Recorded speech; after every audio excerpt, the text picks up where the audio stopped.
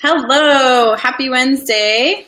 I'm Beverly Hosford, and this is Erin Nishke, my friend over here. And we are here with NFPT Live, coming to you every week on Wednesdays at 11:30 Mountain Standard Time. And today we are talking about building a professional network and a web of people that you resonate with and that you can connect with. And I'm going to put a question up here for you if you're hanging out with us. I'm wondering, what's your networking method? How do you meet like-minded people? Feel free to share that with us if you're on here. And Erin's going to get started with telling us about why we even want to have a network in the first place. Yes. So we chose to talk about this topic because I think it's one of the hardest things for new trainers to do, and I think seasoned trainers to continue to do and place value on. And so with the networking, it's important to build that web because with people that have skills that you don't.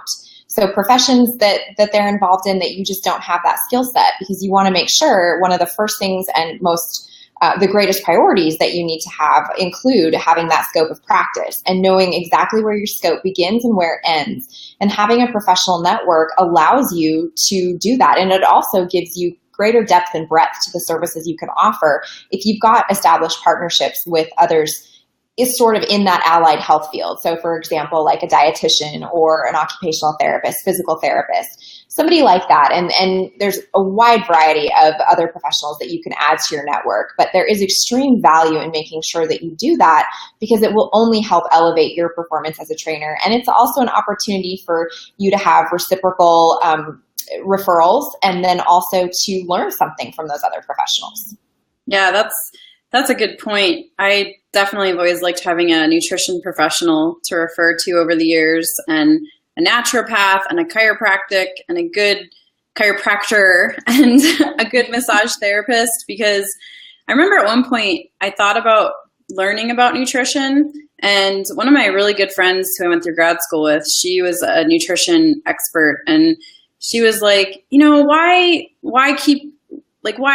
diversify yourself so much? She's like, why don't you keep doing what you're good at and I'll do what I'm good at and we'll trade clients. And we did that. And she really opened my eyes to the value of doing what I'm good at and specializing and then letting her do what she's really good at. And then I don't have to be racking my brain trying to learn a million different methods and being a jack of all trade and a master of none. Yeah. Do you have anyone like that in your network, Erin? Somebody?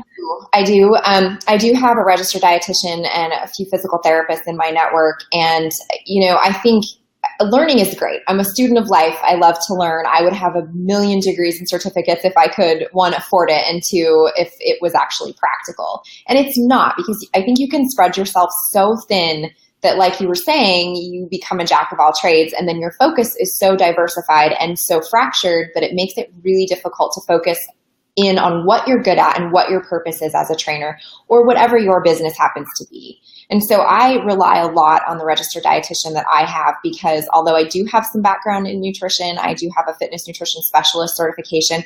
That doesn't mean I know everything about nutrition.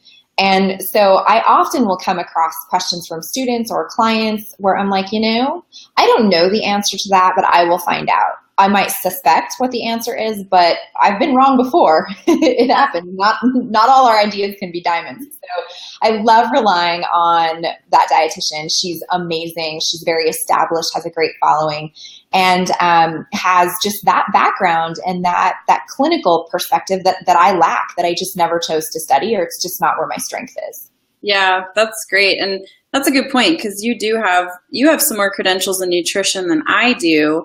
And it's valuable, actually, even if you are a nutritionist, say, to have other nutritionists in your network, because like you said, we can't be accountable for everything and we can't know everything. And that's the very reason that when I was at the Idea Fitness conference last weekend, I went to one of my favorite presenters, Stacey Lee Krause. I went to her session about barefoot running and just strengthening your feet. And even though I teach anatomy and I teach about strengthening the feet, I went to her session because she specializes in that. And I want to learn from her because she's got a whole different set of expertise than myself. And I also want to see what she's doing and maintain that relationship with her. So just having people, even if you're a personal trainer, having other personal trainers in your network seems like a good idea as well, I would think.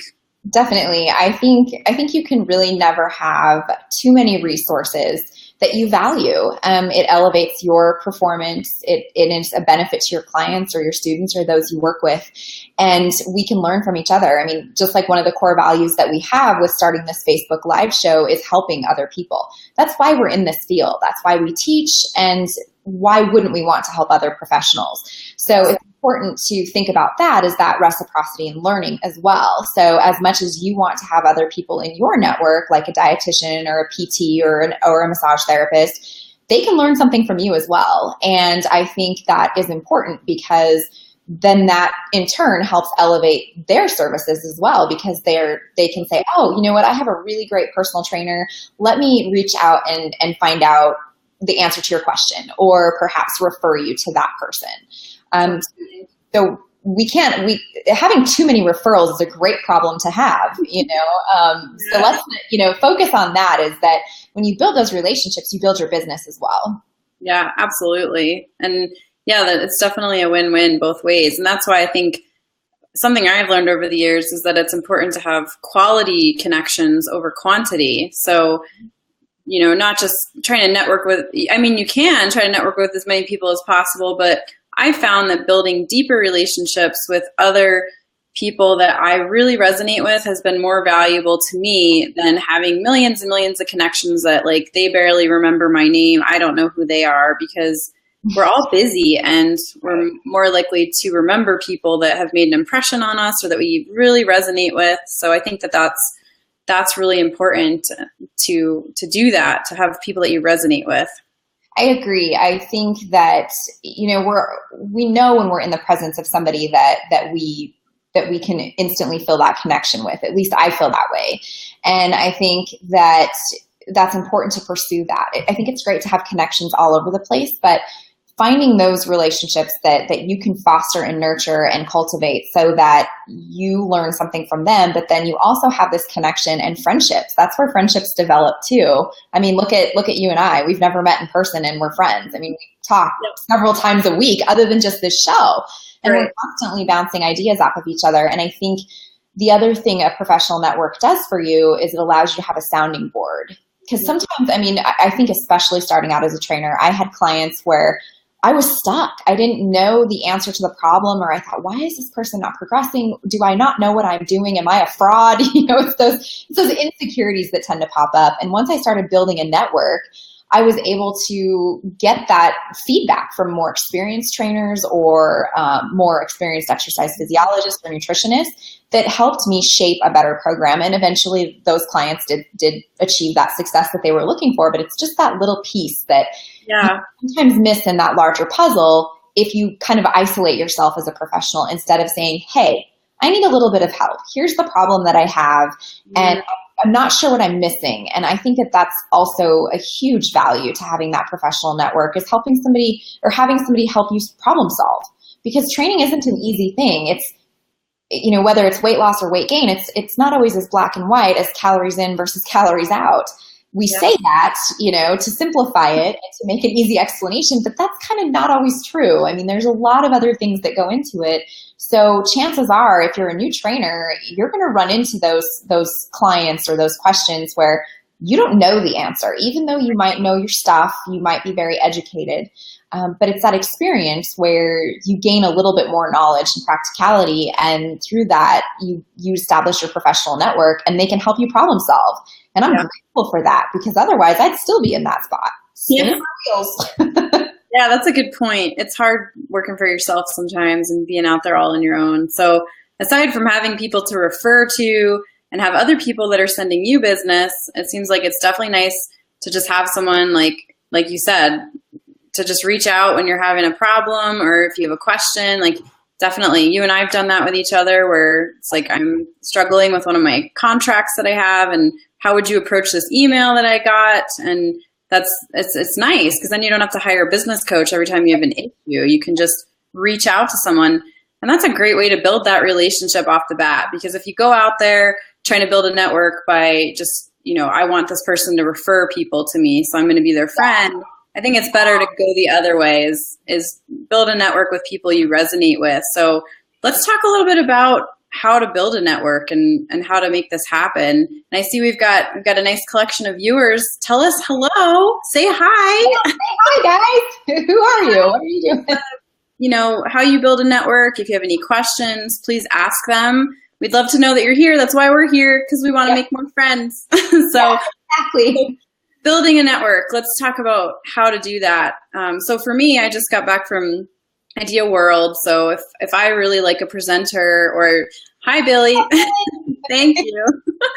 If I really like somebody that I see at the convention, or if you like somebody, say, on social media, just start following them. Just start liking their posts, make comments. At the convention, you do it the old school way, where you're like, "Hey, I loved your session, and do you want to be my friend?" Yeah. So, like, for example, I went to Stacy's session, and her and I already have a relationship. But after she was done, I stayed and helped her clean up, and just chatted with her a little bit about everything, and just furthering that relationship. So just do what you would do, like, in the kindergarten sandbox, just play, share, ask questions. I think we make it more complicated than it is. Oh, hi, April. Thanks for the comment. So yeah, tell us, April and Billy, how do you build your networks? You tell us how you build your network. We'd love to know.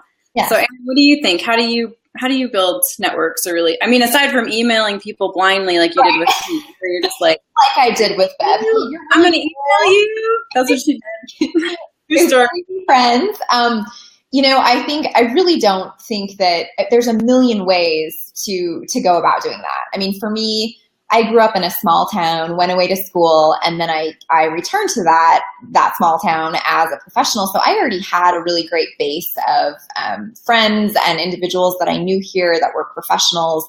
And so part of it was I would reach out and say, hey, do you want to partner on teaching this class? You bring this scope, I have this scope. How can we marry our strengths and create something really awesome? And I also had worked in a physical therapy clinic, so I had a ton of PTs and PTAs and PT techs and OTs and just incredible people at my disposal. So I built those relationships just basically from the work environment that I was in, but then also going to conventions or being a part of different boards in your town, or getting involved in certain efforts that allow you to just meet new people. Is it a leadership conference? What is it?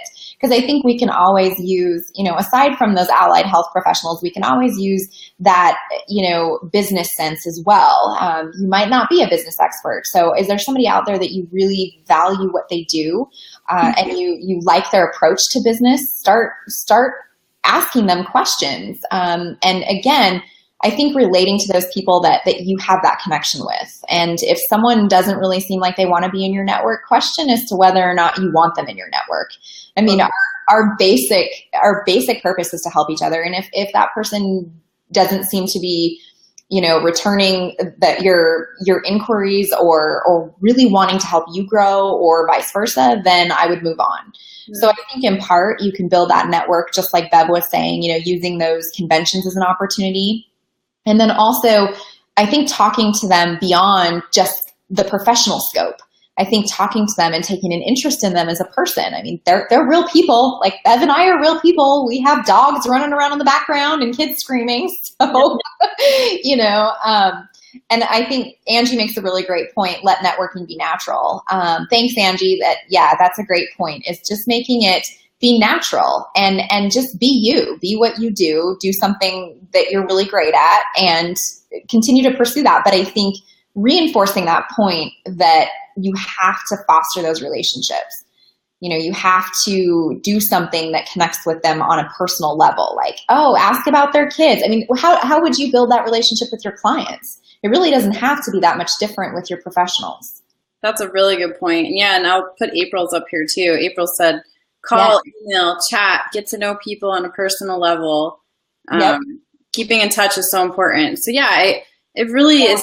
It's probably more simple than we make it. So if anything today, we're really encouraging you to build your network a little more by at least one more person, at least, find somebody that you really like And yeah, I think it's really as simple as like these ladies are saying, call, email, chat, and part of the reason to build a network too is because then it just makes your life more enjoyable. I think it's Totally. nice to have these people to reach out to and to be friends with. Like that was part of why we started this show, is because we're like, hey, we kind of need an excuse to hang out or hang out and learn from each other, and why not share it with a big audience at the same time? So you just never know where contacts are going to lead you or what could possibly happen aside from the obvious, which is the referral thing. So if you're a trainer and you are in a small town like Erin, or if you're shy or whatever, just start simple, just find somebody even online and just start taking an interest in them. Yeah.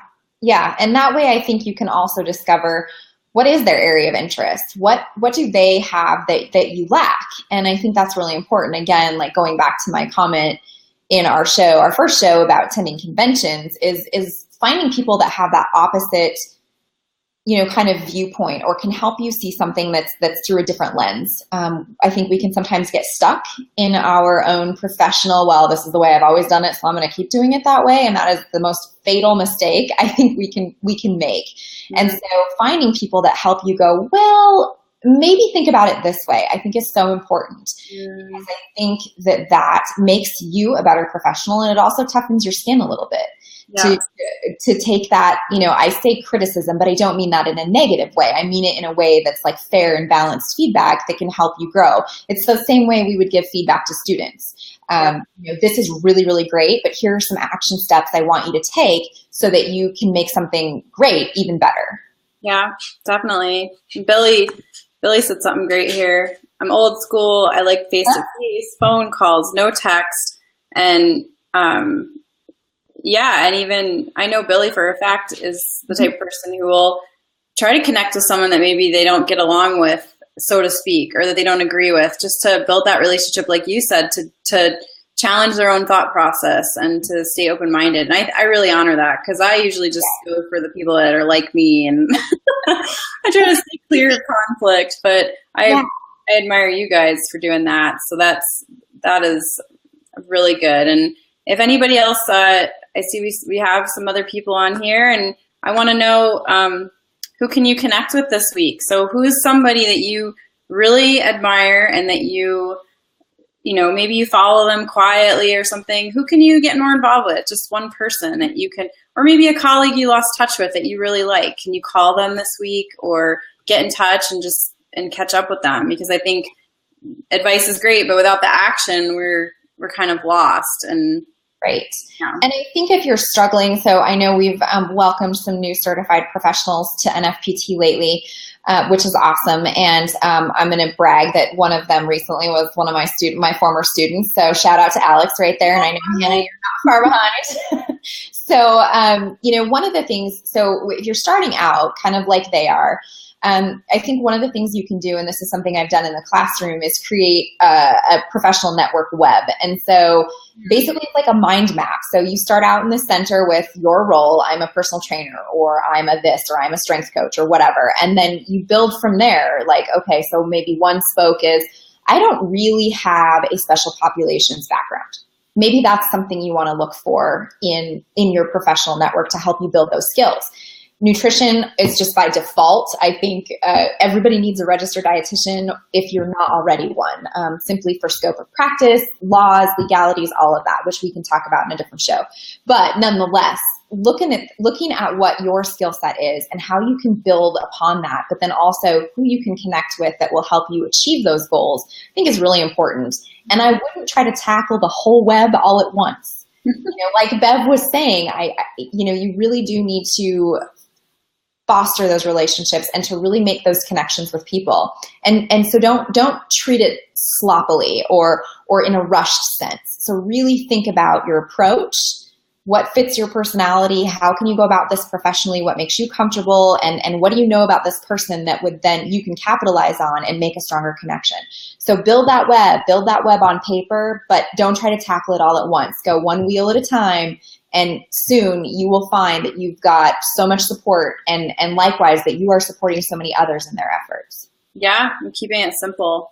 Like she said, just keeping it simple because we can make it so complicated and then not do anything. So just one person and just really go after them. I was talking to a business coaching client of mine last night, and she's trying to reach out to somebody and she's having a hard time getting a hold of them, but she really wants to connect. So we were talking about, is it more important to move on to someone else, or do you want to keep working at connecting with this person? And if you do, there are a few more things you can do to get in touch with them, because sometimes email doesn't work, and sometimes a phone call once doesn't work. Sometimes you need to reach out more than once. So I think if it's someone you really, really admire and like, you got to keep trying. You got to stay on it instead of moving on right away. So we're about at our 20 minutes. Try to keep these shows kind of short, but just have enough to talk. So I was thinking, we've got another show next week, every Wednesday at 11:30. If you found this beneficial, please share it with some of your friends or colleagues. And if you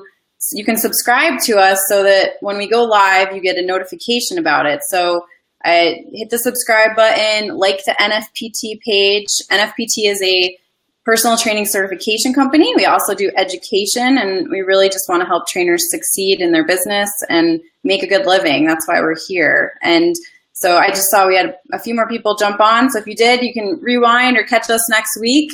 And I think next week, I was thinking, Erin, you just wrote some great blogs about mentoring, and we're talking about networking. So I was thinking, what do you think about talking about mentoring next week, about how to network with a person that you want them to mentor you? Because that's intimidating sometimes. It is. I think it very much is. But I love that topic. I love to talk about it with my students. I love to mentor and be mentored. So I think that is a great thing to tackle. It marries well with what we've just talked about and builds upon those values and those points that we've already made. So yeah, I think we can easily do that. Yeah, I think that'd be great. And I want to acknowledge these last couple comments before we go.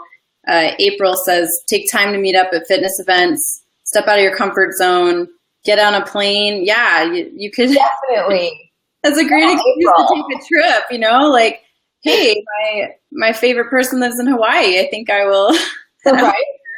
And then Billy says they connected face-to-face with Sarah Cooperman, which they've wanted to do for a long time, and it's already fruiting into approving CECs both ways and more. So, awesome. Yeah. So share your success stories with us. If you're watching this after the fact. And hi, Myra, you're welcome. She says, thank you so much, ladies. Really informative. Awesome. Thanks, Myra. So yeah, tell us some success stories, leave us some comments, and we will see you next week. Yes, definitely. Enjoy the rest of your week, and thank you for joining us. Yeah, thanks for joining us. Bye. Bye.